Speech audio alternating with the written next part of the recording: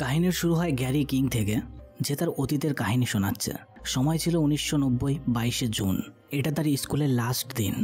যারা 5 বন্ধু ছিল, স্টিভেন, অ্যান্ড্রি, পিটার, অলিভার আর সে। সব বন্ধুর গ্রুপে যেরকম হয় এদেরও সেরকম। কেউ হাইটে শর্ট, তো কেউ ফানি, কেউ মেয়ে পটানোতে এক্সপার্ট, আর কেউ একটু ভদ্র সাদাসিধে। স্কুল শেষ হওয়ার খুশিতে তারা একটা চ্যালেঞ্জ কমপ্লিট করার ডিসিশন নেয়। চ্যালেঞ্জের নাম গোল্ডেন মাইল। যে চ্যালেঞ্জে তাদের বিয়ার খেতে হবে, কিন্তু এক জায়গা থেকে নয়, শহরের 12টা জায়গা থেকে 12 বার। এক এক করে সমস্ত বারে তারা যেতে থাকে আর তারা তাদের চ্যালেঞ্জ কমপ্লিট করে। কখনো অলিভার বমি করে দেয়, আবার কোনো পাবে গিয়ে বেশি মাতলামি করে অন্যদের সঙ্গে ঝগড়া করে।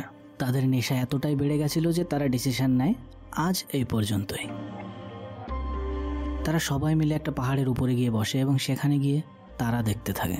আর এটা গ্যারির লাইফের 20 বছর আগের ঘটনা। সে একটা নেশামুক্তি কেন্দ্রে এসে সেই গল্পই শোনাচ্ছে তার স্কুল লাইফের।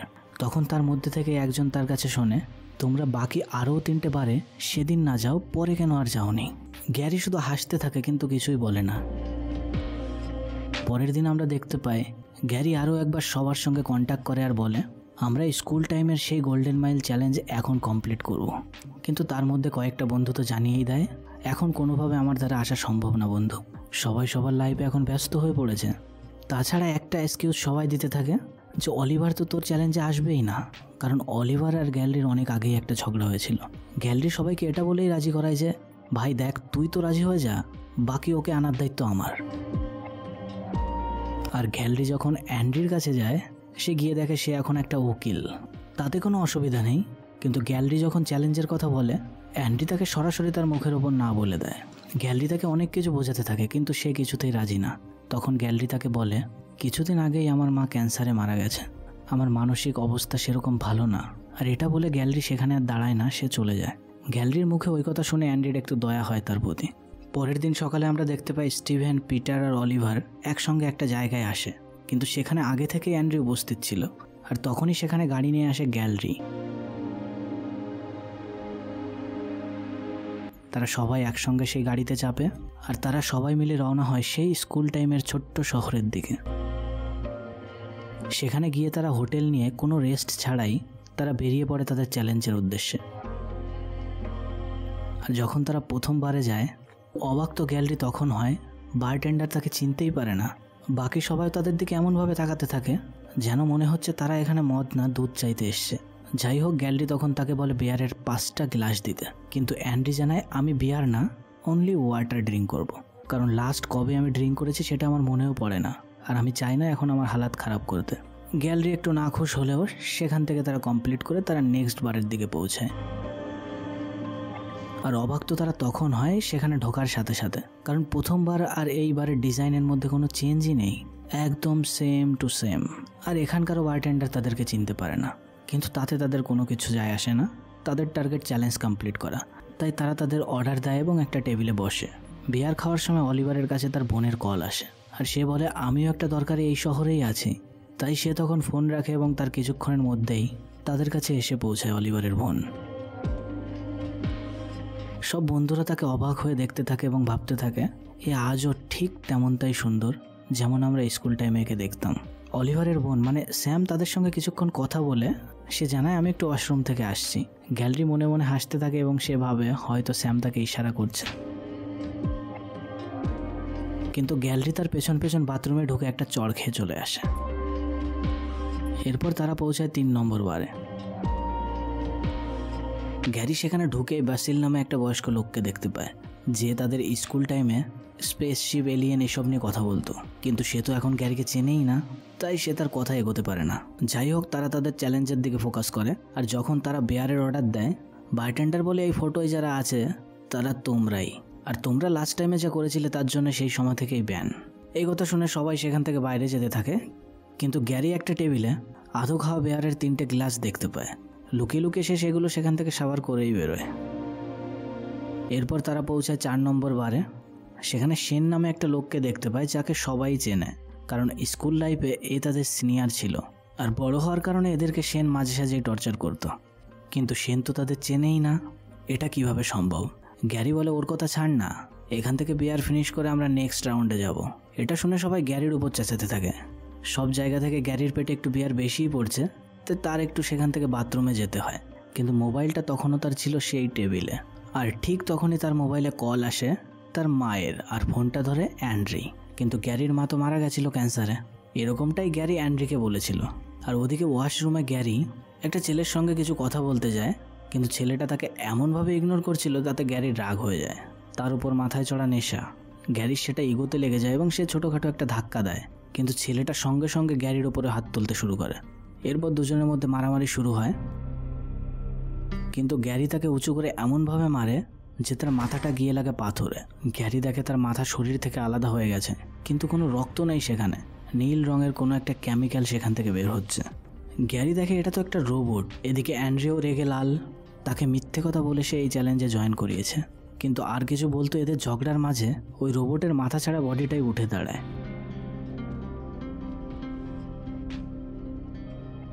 এটা দেখে তো বাকি সবাই অবাক। দেখতে দেখতে সেখানে আরও 4-5 জন চলে আসে এবং কোনো কথা না বলে তাদের সঙ্গে মারামারি শুরু করে দেয়। খুব সহজে না হলেও সব রোবটকে হারিয়ে তারা আবার বাইরে আসে, আর সবাই তাদের দিকে এমনভাবে তাকাতে থাকে তাদের আর বুঝতে বাকি থাকে না এরা কেন আমাদেরকে চিনতে পারছে না। কারণ আমরা যাদেরকে চিনতাম এরা সে মানুষই নয়, তাদের চেহারার সঙ্গে একটা রোবট। সেখান থেকে বেরিয়ে তারা যখন নেক্সট বারে পৌঁছায়, সেখানে গ্যারি চিনত তো অনেককেই, কিন্তু তার মধ্যে রেভারেন্ড নামে একটা লোককে দেখতে পায়, যার কাছে গিয়ে সে ড্রাগসের কিছু কথা বলে। আর সঙ্গে সঙ্গে লোকটি তার দিকে ঘুরে তাকায়, কারণ রেভারেন্ড সেই লোক যার কাছ থেকে গ্যারি স্কুল টাইমে ড্রাগস কিনত। আর সে গ্যারিকে চিনতে পেরেছে, এটাই পজিটিভ সাইন যে সে রোবট নয়। গ্যারি তার কাছে শোনে এখানে চলছেটা কি, যেটা আমি একটু আগেই দেখলাম, এটা কি জিনিস। রেভারেন্ড তাকে জানিয়ে দেয় তুমি যত কম জানবে ততই ভালো তোমার জন্য। এবার পেছন থেকে বাকি সবাই বলে তুমি কি কোনোভাবে আমাদের এখান থেকে বের করতে পারবে, কিন্তু রেভারেন্ড সরাসরি বলে দেয় এটা আমার দ্বারা সম্ভব না। আর সঙ্গে সঙ্গে তার একটা কল আসে এবং সে সেখান থেকে চলে যায়। এখান থেকে চ্যালেঞ্জ তারা কমপ্লিট করে যখন তারা নেক্সট বারে পৌঁছায়, গ্যারি সেখানে স্যামকে দেখতে পায়। সে একা না, তার 2 বান্ধবীর সঙ্গে। আবারও গ্যারি তার পেছন পেছন বাথরুম গিয়ে তাকে সব কিছু বলার চেষ্টা করে। এখানের কোনো মানুষই মানুষ না, এখন সবাই চেঞ্জ হয়ে গেছে। কিন্তু স্যাম তার কথা কিছুই বিশ্বাস করে না, কারণ সে ভাবতে থাকে সে হয়তো ইমপ্রেস করার চেষ্টা করছে তাকে। আরও একবার বেশি কথা বলে গ্যারিকে সেখান থেকে পাঠিয়ে দেয়। আর এর কিছুক্ষণ পর স্যাম যখন বাইরে এসে তার বান্ধবীদেরকে বলে সেসব কথা, যে গ্যারি আমাকে কী সব উল্টোপাল্টা কথা বলছে, এখানের কোনো মানুষই নাকি মানুষ নয়, সবাই নাকি রোবট। এটা শুনতেই সামনের দুজন সিরিয়াস হয়ে যায় এবং তার উপর অ্যাটাক করতে যায়, কিন্তু অ্যাটাক করতো তার আগেই গ্যারি তাকে বাঁচিয়ে দেয়। স্যামের চোখের সামনেই দেখিয়ে দেয় আসল সত্যিটা কী। এরপর তারা যখন নেক্সট বারে পৌঁছায়, সেই বয়স্ক লোকটির চোখে পড়ে এবার সবাইকে। আবার সে গ্রুপ থেকে স্টিভেনকে টেনে একটা অন্ধকার জায়গায় নিয়ে যায় আর তাকে সমস্ত কিছু বলে এখানে কি চলছে, কিভাবে হচ্ছে এগুলো। তারা 1990 সালে যখন চ্যালেঞ্জ কমপ্লিট করে, মানে চ্যালেঞ্জ না কমপ্লিট করে একটা পাহাড়ের উপর বসেছিল, যখন তারা একটা তারা খসে যেতে দেখেছিল, যেগুলোকে আমরা উল্কা বলি আর কি। অ্যাকচুয়ালি সেটা কোনো উল্কা ছিল না, সেটা ছিল এলিয়েনের স্পেসশিপ। আর ওই এলিয়েনদের গ্রুপ, যার নাম দ্য নেটওয়ার্ক, তারা এই শহরের নিচে তাদের আড্ডা বানায়। ধীরে ধীরে তারা এক একটা মানুষকে ধরতে থাকে এবং তার রিপ্লেসে একটা রোবট বানিয়ে দেয় সেখানে। আর এভাবেই এই শহরের এখন 97% মানুষ আর মানুষ নেই, সবাই রোবট। রোবটগুলো মানুষের কপি সেই মানুষটির ডিএনএ থেকে তৈরি করত। এবার সেটা স্কিন থেকে হতে পারে, ঠোঁট থেকে হতে পারে, যে কোনোভাবে হতে পারে। এটা শুনে স্টিভেনের মনে পড়ে বাকি বন্ধুরা নেশায় কি করছে। তারা নেশার ঘরে যাদের সঙ্গে ডান্স করছে তারা আর কেউই না, তাদের মধ্যে সবগুলো এক একটা রোবট। সবাইকে টেনে সে বাইরে নিয়ে আসে আর বয়স্ক লোকটির কাছে শোনা সমস্ত কথা এদেরকে বলে।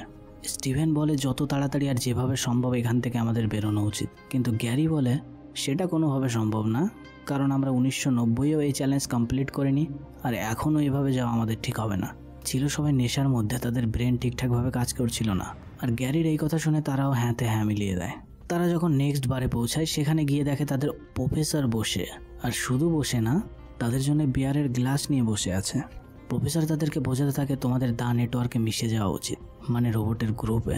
আর অস্বাভাবিক ব্যাপার এটা, আর এটা শুনে অলিভারও প্রফেসরের কথায় হ্যাঁতে হ্যাঁ মেলায়, যেটা অ্যান্ড্রির মোটেও পছন্দ হচ্ছিল না।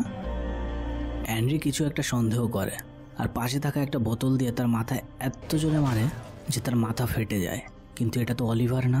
অ্যাকচুয়ালি আগের বারটায় অলিভার যখন বাথরুমে গিয়েছিল, তখনই অলিভারকে রোবটরা কিডন্যাপ করে আর তার একটা কপি তৈরি করে। আর দেখতেই দেখতে সেখানে অনেক রোবট চলে আসে।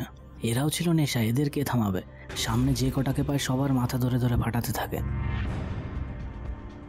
কিন্তু এটা কি, রোবটরা তাদের পার্টস আবার ধরে ধরে নিজের বডি জেনারেট করছে।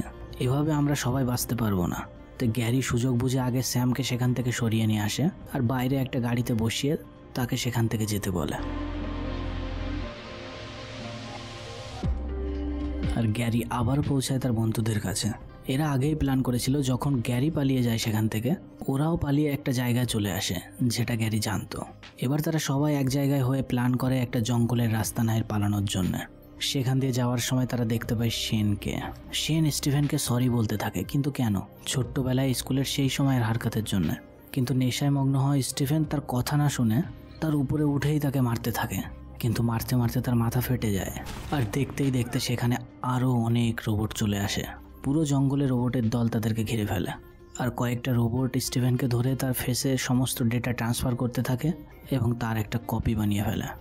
বাকি বন্ধুরা লুকিয়ে দেখতে থাকে, কারণ তাদের কাছে আর কোনো রাস্তা ছিল না। তাদের চোখের সামনে তার বন্ধুর এই অবস্থা দেখা ছাড়া। 10 নম্বর বারের কাছে ছিল গ্যারির গাড়ি, আর সেটাই যখন তারা আনতে যায়, গ্যারি তখনও লেগে আছে তার চ্যালেঞ্জ কমপ্লিট করার জন্য। গ্যারি অ্যান্ড্রির দিকে চাবি ছুড়ে বলে, তুমি যেতে লাগো, আমি আসছি। এদিকে অ্যান্ড্রি তার গাড়ি ছোটাতে থাকে আর গ্যারি সমস্ত রোবটের মাঝখান দিয়ে দৌড়াতে থাকে। আর সে পৌঁছায় 11 নম্বর বারে, আর সেখানে গিয়েও সে তার চ্যালেঞ্জ কমপ্লিট করতে থাকে। গ্যারিকে থামানোর জন্য তার বন্ধুরা একজন দরজার ভেতর দিয়ে আর একজন দেয়াল ভেঙে চলে আসে, কিন্তু তারপরেও গ্যারি দৌড়াতে থাকে নেক্সট পাবের উদ্দেশ্যে। তার ধ্যান জ্ঞান পুরো চ্যালেঞ্জের দিকেই। কিন্তু রাস্তায় রোবটরা তাদের আরেকটা বন্ধুকে ঘিরে ফেলে। আর গ্যারিকে আমরা দেখতে পাই লাস্ট বারে চলে আসে, যে বারের নাম দ্য ওয়ার্ল্ডস এন্ড। গ্যারি গিয়ে দেখে সেখানে আগে থেকে একটা গ্লাস রেডি ছিল, কিন্তু গ্যারি সেটা মুখে দিত তার আগেই অ্যান্ডি সেখানে চলে আসে, তাকে ধাক্কা দেয় পেছন থেকে। অ্যান্ডি তাকে বলতে থাকে, এদিকে আমাদের সব বন্ধুরা একে একে শেষ হয়ে যাচ্ছে আর তোর একটা দিকেই এখনো মন, চ্যালেঞ্জ কমপ্লিট করা। এদিকে আমরা বাঁচবো কি মরবো তার কোনো ঠিক নেই। কিন্তু গ্যারি কিছুতেই থামতে চায় না, দুজনের মধ্যে মারামারি শুরু হয়ে যায়। মারামারির মধ্যে অ্যান্ডির চোখ যায় গ্যারির হাতের দিকে,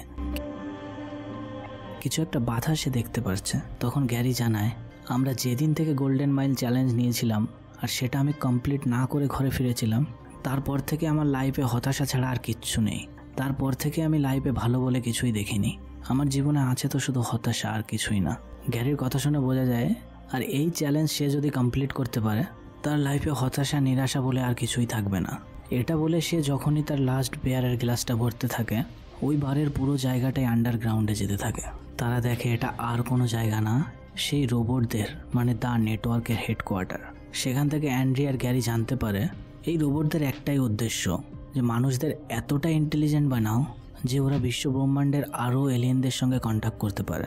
তারা দুজন এত প্রবলেম ক্রিয়েট করা এলিয়েনরা তাকেও একটা লাস্ট অফার দেয়, তোমরা আমাদের সঙ্গে জয়েন হও, তোমাদের লাইফে হতাশা নিরাশা বলে কিছুই থাকবে না, তোমরা ইন্টেলিজেন্ট একটা রোবটে পরিণত হবে। শুধু তাই নয়, বয়স বলে তোমাদের কাছে কিছুই থাকবে না, সবসময় young smart good looking person হয়ে থাকবে। গ্যারি তার কথা শুনতে শুনতে যখন একদম কাছে চলে আসে, টেনে রোবটটির মাথা শরীর থেকে আলাদা করে দেয় আর এলিয়েনদের মুখের ওপর বলে দেয়, মানুষ কারোর গোলাম না, মানুষ হয়েছেই স্বাধীনভাবে বাঁচার জন্য। সো আমাদের লাইফ আমরা ডিসাইড করব যে আমাদের কি করার কি না করার। সেই মুহূর্তে উপর থেকে কেউ একজনকে নামতে দেখা যায়, আর কেউ না, এটা স্টিভ। সে কোনোভাবে সে রোবটদের কাছ থেকে বেঁচে ফিরেছে। এবার 3 বন্ধু মিলে এলিয়েনদের সমস্ত প্রশ্নের উত্তর দিতে থাকে তর্কের মাধ্যমে। এলিয়েনদের কথায় পরিষ্কার বোঝা যাচ্ছিল তারা জাস্ট মানুষকে কন্ট্রোল করতে না, পুরো মানুষকেই চেঞ্জ করতে চায়, যারা তাদেরই তৈরি রোবট হবে আর এতটাই উন্নত হবে যে তারা শুধু পৃথিবীতেই না পৃথিবীর বাইরেও ঘোরাফেরা করতে পারে। কিন্তু 3 বন্ধু মিলে বুঝিয়ে দেয় এটা কোনোভাবেই সম্ভব না, তোমরা এটা কোনোদিনও করতে পারবে না। এর থেকে ভালো তোমরা এখান থেকে চলে যাও, মানুষের লাইফ যথেষ্ট ভালোভাবেই আছে আর তাতে তোমাদের সাহায্যের কোনো প্রয়োজন নেই। এই সমস্ত কথাই বারবার ঘুরিয়ে ফিরিয়ে গালিগালাজের মাধ্যমে এলিয়েনদের এত বেশি কথা শোনায়, এতে এলিয়েনরা তাদের কথা শুনে শুধু সেই শহর ছেড়ে নয় পৃথিবী ছেড়ে বেরিয়ে যেতে বাধ্য হয়। কিন্তু ওরা ওইখান থেকে লিভ করার সাথে সাথেই শহরে শুরু হয় প্রচণ্ড বড় বড় বম ব্লাস্ট। তারা হয়তো আর বাঁচতে পারবে না এরকমটাই ভাবছিল, কিন্তু সেখানে আসে সেই বৃদ্ধ লোকটি ওয়াসিল। তাদেরকে একটা সিঁড়ি দেখায় এবং সেই সিঁড়ি দিয়ে বাইরে এসে তারা ছুটতে থাকে। সেখান থেকে বাইরে এসে দেখে স্যাম এখনও যায়নি, তাদের জন্য গাড়ি নিয়ে ওয়েট করছিল। এবার গাড়ি তারা প্রচণ্ড স্পিডে ছোটাতে থাকে আর পেছন দিয়ে আগুনের ফুলকি। গাড়ি ছোটাতে ছোটাতে তারা সেই পাহাড়ে চলে আসে, স্কুল টাইমে যেই পাহাড়ে বসে তারা তারা খসতে দেখেছিল। চোখের সামনে তাদের শহর তারা শেষ হতে দেখতে পায়। কিন্তু নামমাত্র কয়েকজন বেঁচে ফেরে সেখান থেকে। আর এখানেই এই মুভি দ্য ওয়ার্ল্ডস এন্ড এর শেষ হয়। কাহিনীটি ভালো লাগলে চ্যানেলটিকে সাবস্ক্রাইব করে রেখো। দেখা হচ্ছে পরের ভিডিওতে। টাটা।